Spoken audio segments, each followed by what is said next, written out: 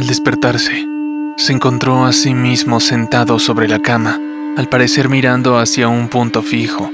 Pudo haberse asustado entonces, sin embargo, su atención estaba centrada en algo más, pues no reconocía el lugar donde estaba. Aunque sabía que era su cuarto, tampoco su cuerpo le era familiar. Se miraba las manos, las veía de nuevo, y aunque eran iguales que siempre, él sentía que ese cuerpo era extraño.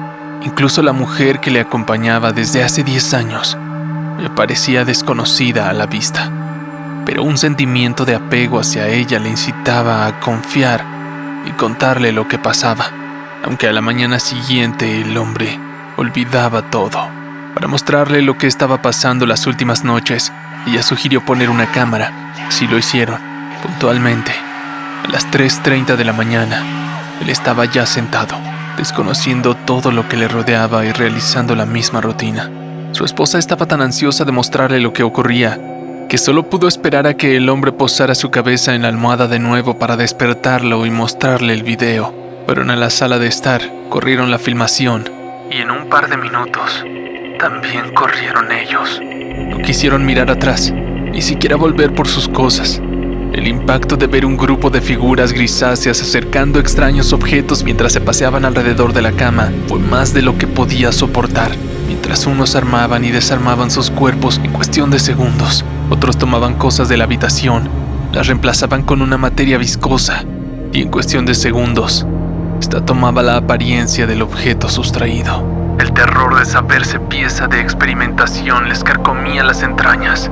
No sabían a dónde ir, ni siquiera qué hacer, pero cualquier cosa que decidieran estaba de más. Una luz en el cielo les seguía discretamente desde que ellos salieron de casa. Valentina había pasado su infancia entre brujos y chamanes, pues sus abuelos eran dueños de un puesto en el mercado local. La muchacha era fea, poco inteligente y maleducada. Su meta era conseguir que uno de los encantadores de aquel lugar le otorgara el poder de conquistar a cualquier señor acaudalado que se pusiera ante sus ojos. Don Anacleto, un viejo amigo de la familia, le reiteró en varias ocasiones que en vez de estar pensando en estafar a sus semejantes, debía ponerse a estudiar, a lo que ella le respondía solamente con gestos de desaprobación. Una calurosa tarde de otoño se acercó al puesto un individuo vestido con un finísimo traje de seda. Se aproximó hasta donde estaba Valentina y le dijo en voz baja: Si le vendes tu alma al diablo, yo puedo entregarte más de lo que deseas. ¿Y por qué a Satanás le interesaría mi alma, si yo nunca he sido decente? Justamente por eso, los entes pecadores morarán por siempre en el purgatorio, alimentando al Señor de las Tinieblas. ¿Qué te hace pensar que yo terminaré en el infierno? Querida mía, nadie se salva de los designios de mi amo. ¿Qué dices? ¿Aceptas o no? Valentina firmó una especie de contrato en el que se estipulaba claramente que ella recibiría belleza y fortuna. Un cambio. Debía entregar su alma 30 días después de celebrado el convenio. La joven se convirtió en la chica más agraciada de la comarca. Se casó y se fue de ahí para evitar su confrontación con el demonio.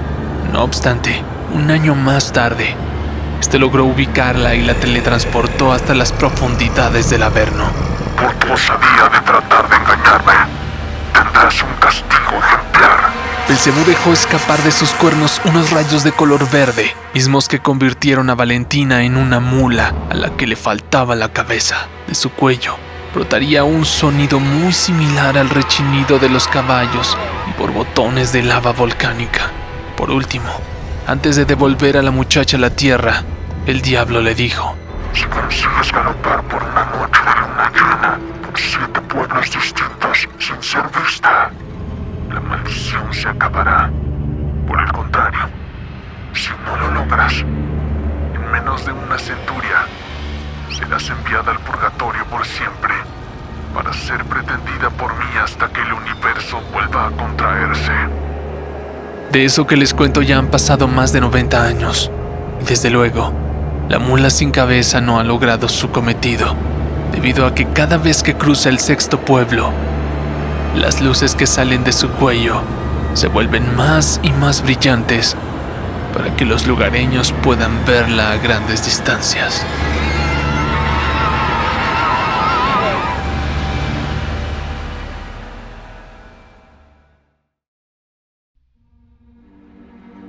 hombre rico conocido como Don Carlos, que tras un penoso accidente que le desfiguró la cara a su hija de apenas 5 años, compró una pequeña isla en un lago para evitar las visitas morbosas de la gente que veía a su niña como un fenómeno de circo.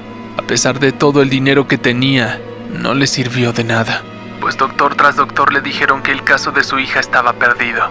Tampoco le valió que haya siempre compartido su fortuna con los demás, haciendo obras de caridad.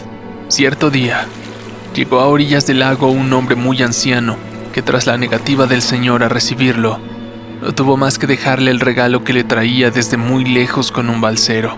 Cuando Don Carlos abrió el paquete, salió en busca del abuelo, que con un paso lento no había logrado llegar muy lejos del camino. El viejo, al verlo, en agradecimiento a la ayuda que el hombre rico le brindó en un momento de necesidad, él le dijo: «Mi señor, no puedo mitigar tu dolor, pero mis humildes manos expresan apoyo a tu gran pena, devolviéndote el rostro de tu amada pequeña». Don Carlos cayó de rodillas ante él, pues el obsequio que había dejado era una muñeca con un rostro de porcelana idéntico al de su hija. El anciano agregó entonces al ver la acción de aquel hombre: «Pongo lo que me queda de vida en tus manos y prometo fabricar para ti noche y día muñecas a las que puedas tomarles prestado el rostro para cubrir las marcas de tu hija». Aceptó Don Carlos sin duda, queriendo darle las mejores comodidades al anciano. Este se negó, alegando que su talento podría serle arrebatado si renunciaba a su origen humilde. Se instaló entonces en la habitación más sencilla y montó un pequeño taller. Al darse cuenta de que el rostro de la niña crecía más rápido de lo que el viejecillo le tenía lista la nueva muñeca, le pidió que solo fabricase máscaras, pero este de nuevo se negó diciéndole: «Dios enseñó a mis manos cómo construir muñecas y eso es lo que hago. Son ellas una expresión de belleza y las máscaras se utilizan para ocultar algo. ¿Siente usted tanta vergüenza que esconderá a su hija?». Tras aquella lógica no había negativa, y Don Carlos conservó como guía aquellas palabras aún después de la muerte del anciano 2 meses después. Partió entonces el hombre rico por el mundo buscando quien pudiera fabricarle muñecas con el rostro tan nítido. Las enviaba a casa desde lejos. Sus sirvientes les arrancaban la cabeza y desechaban los cuerpos. Guardaban los rostros en el baúl a petición del señor, pues tal vez algún día podrían utilizarlas. Pasó así varios años sin tener resultados. El hombre volvió a su casa triste y desolado. Hablando con su pequeña, supo que ella se negaba a seguir con esa práctica, porque los rostros de las muñecas eran rígidos. Si ella estaba molesta o alegre, no podía expresarlo. En medio de una tormenta, el hombre enloqueció por el dolor. Sacó todas las cabezas del baúl, las clavó en palos y la atascó en medio del jardín. Tirado en medio de ellas, pidió a cualquier fuerza superior a él que diera vida a aquellos rostros para que pudieran expresar sus sentimientos y así poderle ofrecer a su pequeña lo que necesitaba. Para su mala suerte, quien respondió al llamado fue el oscuro, que le pidió a cambio su alma. Don Carlos, sin titubear, dijo sí, y las muñecas le sonrieron. Abrían y cerraban los ojos mientras volteaban a verse unas a otras. Cuando tomó una de las cabezas para arrancarle la parte trasera como era la costumbre, esta sangró y dio tremendos gritos. En unos instantes, las demás gritaban también, moviéndose inquietas, y algunas hasta cayeron de los palos y perseguían al hombre redondo. Los sirvientes se habían marchado ya con temor a lo que sucedía, llevándose con ellos a la esposa y a la niña. El hombre quedó allí, tirado en la puerta de su casa, rodeado de todas aquellas cabezas que le pedían con violencia un cuerpo. Lo confinaron al taller, donde sin ningún talento a su alcance, fabricó para ellas cuerpos tan horrendos como toscos, dándoles manos chuecas, piernas rotas. Podían escuchar los pobladores de los alrededores cómo el hombre era torturado. Lo veían a veces correr, intentando escapar, perseguido por los esperpentos tan feos que él había construido. Nadie se atrevió a ir en su búsqueda, pues temían más a todas aquellas cabezas de muñecas ensartadas en palos que a las que ya tenían cuerpos ubicadas en las orillas para que fuesen vistas, convirtiendo aquella isla en un lugar maldito.